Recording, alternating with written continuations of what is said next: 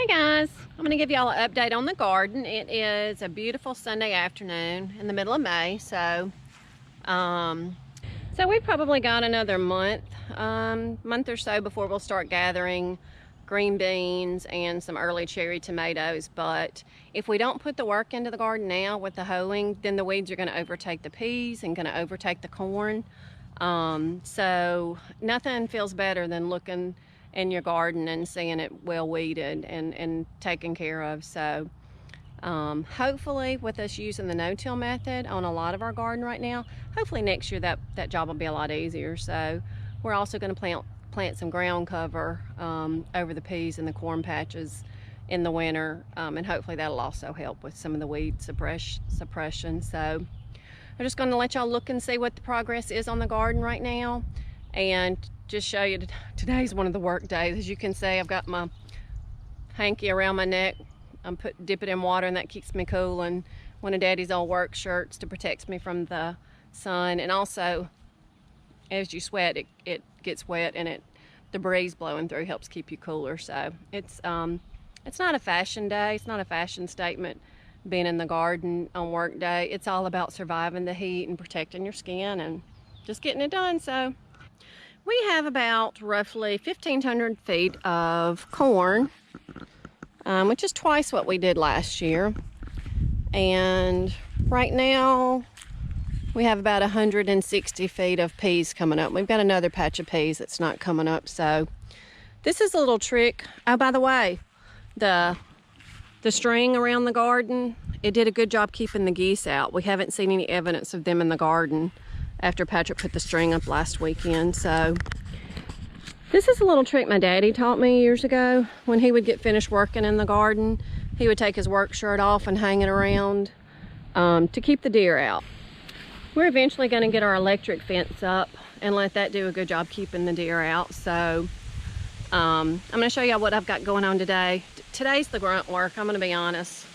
Today's the day where you work a little while and go sit under the shade tree and drink some water and enjoy the breeze. So I just don't want everybody to think that it's getting into this garden thing is just a romantic, I'm gonna go play in the dirt. And it is, I love it. I do love playing in the dirt, but there's a lot of work involved in it too. So I'm gonna show you what I got going on and how the garden's progressing.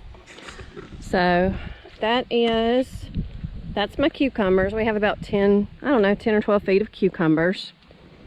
There's my okra. I'm not real sure what's going on with that. I'm hoping it kind of gets with the program. There's some flowers over there. I've got a bunch of zinnia. My sister grew those and gave me the seedlings. I think they're going to do better. They're going to start looking better. I kind of kept them in the pots too long. So there's some zucchini squash right there, and there's some more on the outside row. There's some more flowers, and this row, I don't know, about 15 feet, or it's a variety of peppers. So I'm gonna do a lot of pepper sauce this year, and I use my peppers in my relish as well. So there's my carrots and the cabbage. Got a couple of different varieties of carrots. There's my bed of onions with one row of garlic. My snow peas kind of have seen their better days, so I'll probably be pulling those up pretty soon. This is one thing that I've reused. This is probably, this is the second season I've used this netting. Yeah, I think I've only used it 2 seasons, but that's just plastic netting, and you let it's gonna work great for my green beans. Those are my rattlesnake green beans. I probably have about 40 feet of rattlesnake green beans, which should be plenty. And these are my pride and joy. These are my tomatoes. You can see I've already started mulching the center row of that row. This one has not been mulched. Thus, the tractor bucket full of mulch. I'll have to get to work on that. So I'm gonna tell y'all, if there was only one crop that I grew, it would be my tomatoes. I love tomatoes. So the Thorborn terracotta are my favorite. They're first to bloom and first to set fruit. Those are doing a good job right there. So I need to come through and get some of the suckers off. You can see those little suckers right there. Where it comes out at a 45-degree angle, that's a sucker. We've let this one go, so it will have two different branches on that one, but I need to clean it up a little bit. So last year I did a lot of tomato propagation by just pulling the sucker off and dipping it in rooting hormone, and I shared a lot of tomatoes with people last year that way. So we have 2 rows of tomatoes, well, probably about 8 or 10 varieties. So a lot of cherries, a lot of cherry tomatoes, but I love to put those in my breakfast smoothies in the morning.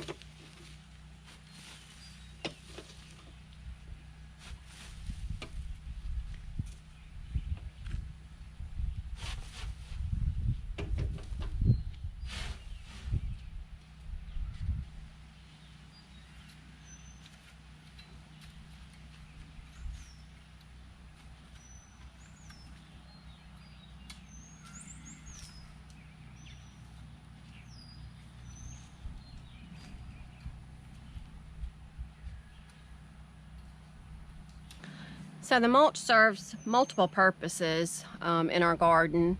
The main reason that we got it is for weed suppression. So it also is going to help with holding the moisture, so we won't have to use as much water. It'll also enrich the garden. Since this part's going to be no-till, it will enrich the garden and add organic matter to it. And the last thing is it's hopefully going to help keep the alleyways from being compacted so much when we're walking through it.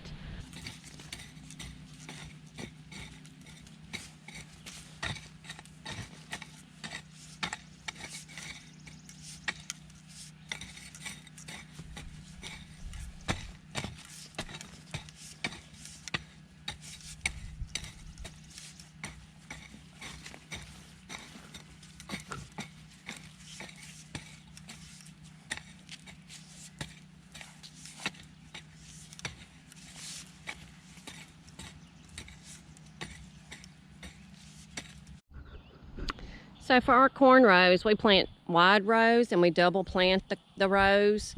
Part of that is because it saves some of the square footage of the garden. You don't lose as much of the garden with walkways. And another reason is we're going to go back through and plant peas in between the corn. It's going to help provide some nitrogen for the corn, and it's also going to help shade out the weeds as the peas start to grow and develop a canopy. It will shade out the weeds. So this is the main garden spot right here. I've got a huge sweet gum tree right there, which provides a much needed relief of the heat in the summer. So probably zap some of the moisture from the ground and maybe steal some of the nutrition from my garden. But oh my goodness, is it a nice break in the heat of the summer in the shade. So I'm going to show you my beehives. They're close to the garden. Excuse the tall grass and weeds. There's a lot of clover over here, and I convinced Patrick to leave the grass for now just because the bees are enjoying the clover. I do need to come in here and trim it. But I actually was able to identify my queen bee in there on Friday, a couple days ago, which was fabulous. It was the first time I've actually been able to see my queen in one of my hives. This is my second hive. Don't you love that paint job? My sister painted the front and used a little stencil to cut out and put there on the front of that beehive. So I just love that one. That was so much fun. I love just watching my bees. Even if I don't get any honey, I just love watching them. Although I'm really hoping to get some honey this year. Oh, baby, it's hot in that garden. What you working on? I'm still painting on Bronco. So tell me what you've done so far. So I sprayed it with the black primer like I talked about earlier. That's about 4 coats of black primer. Oh, you've already put 4 coats of black primer on it? Just on the side. Okay. Looks good. Can I touch it or no? A minute to get your hands a little dusty. Okay, well I won't touch it. Okay. So because I'm not a great painter, I have to go back over it a little bit. when I don't, it'll sputter or spit a little bit, the paint gun every once in a while, which puts little dots on it. But you can feel those, or I can feel them with my hand. And I was going to go over it with 600 anyway before I went on with the next coat of paint. So if I happen to feel some bumps, I might hit that with a little bit of 400. Yeah. Like I said, I'm not a body shop person. Nobody should do anything I do because I have no idea. I mean, I have some idea of what I'm doing, and it works for me, but I don't want, you know, everybody that's watching that has Porsches to go and start doing this on their Porsche. Well, baby, you're doing a neat patina, though. You're doing a neat patina, which is, you know, the imperfections of a I don't know. Are you a beginner on bodywork and painting, or just? I've already told them I've only painted a couple of vehicles in my lifetime. Yeah. The last one being about 25 years ago. Sally wants So a to lot's help. changed. This Bronco's older than 20-something years. So anyway, my methods will probably work on this. So anyway, I'm gonna keep putting black paint on here. Hopefully we'll get both sides done and maybe the hood today. And then I'll keep working on this week and keep updating it. Have you ordered seat belts for it? No. We need that. Sally wants to help. All right, that's all I got for now. We need some seat belts. I mean, we've been riding down the road in it without seat belts, but I want to hit the road in it, don't you? I only need one seat belt. You only need one seat belt? No, we need two. Because I want to take you with me. I would like for you to go with me. All right, I gotta get the headlights out. Okay. So right now you're just covering up the headlights, getting ready to paint the grill. Yeah, on what he's on around. Boo, is he doing it right?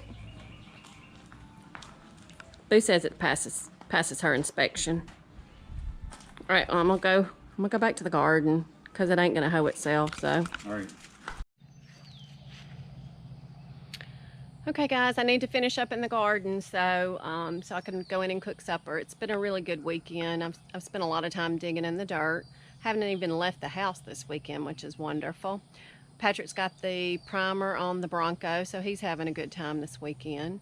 And, you know, that's just a perfect weekend. Him doing his thing, working on his projects, me working in the garden, him coming to help me if I need some help. So it's been a good weekend. So I hope y'all have a great week and find something to do to bring you some joy this week. See you later. Bye.